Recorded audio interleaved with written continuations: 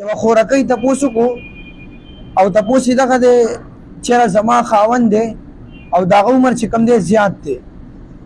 او زما عمر چې کوم دی کم عمر دی یا 25 یا 26 27 کاله عمر مې دی او خاوند مې چې کوم دی عمر زیات دی دې زما چې کوم جایز خواهشات دي نفسانیت د نفس خواهشات مې دغه نشي پوره کولی آیا زه څه وکړم اسلام دې باره کې څه وایي اول خو به زه دغه سړي ته ووایم چې د الله بنده چې تا ته پته وه چې زه دې زنانه حق نشم ادا کولی تا بیا مو سره واده وکړو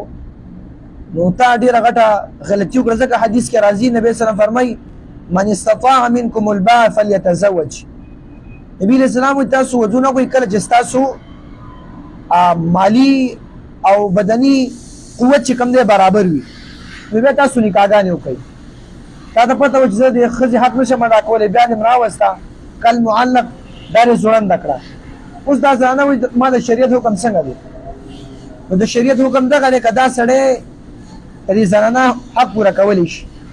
یعنې دا سړی د دې زنانه حق پوره کولی شي خو دې سره به یو که نشي پوره کولی دا ښځه به دې خاوند نه طلاق کړي اول خو دغه چې دا خاوند دا ښځه به ورته چېره ماله طلاق راکړه که طلاق یې ورنکړو نو عدالت کې به کیس واچوي او عدالت ته به ووایي چې دا زما خاوند زما حق نشي ادا کولی زه د خپل خاوند نه چې کوم دی طلاق غواړم هغې ته عربۍ کې چې کوم دی خلع وایي خلع دې ته وایي چې ښځه به ورته چې ما خپل مال دی خپل خاوند ته پرېغوستو مال دی بدله کې څه راکړي طلاق راکړي نو عدالت به دغه پیپر ولیکي د ښځې به طلاق ورکړي ځکه الله قرآن کې فرمایي فامساک بمعروف او تسریح باحسان یا زنانه په ښه طریقه وساتئ یا په ښه طریقه باندې پرېږدئ نو چې ته دې زنانه حق نشي ادا کولی دا پرېږده چې بل چا سره واده وکړي نو چې طلاق د قاضي طرف نه د حکومت طرف نه ملاو شو دا به درې مینسز چې کوم دی درې بیمارۍ به تېرېږي هغې نه پس به ازاده شي بیا چا سره نکاح کوي نو بالکل کولی شي او دا خبره د هغه چا دپاره نه چې څوک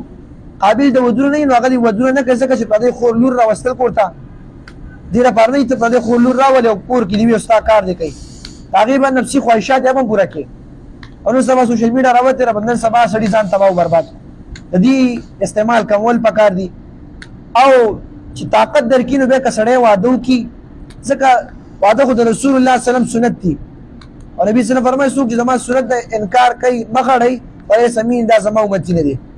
هر ملګري چې واده کوي اول دې ګوري چې زما مالي او بدني لحاظ سره برابر نو کولی شي او که نه نو بیا د خپله زندګي هم نه تباه کوي او پردی تور سره دې هم نه تباه کوي دا یو اهم مسله او چې تاسو سره مې شریک کړه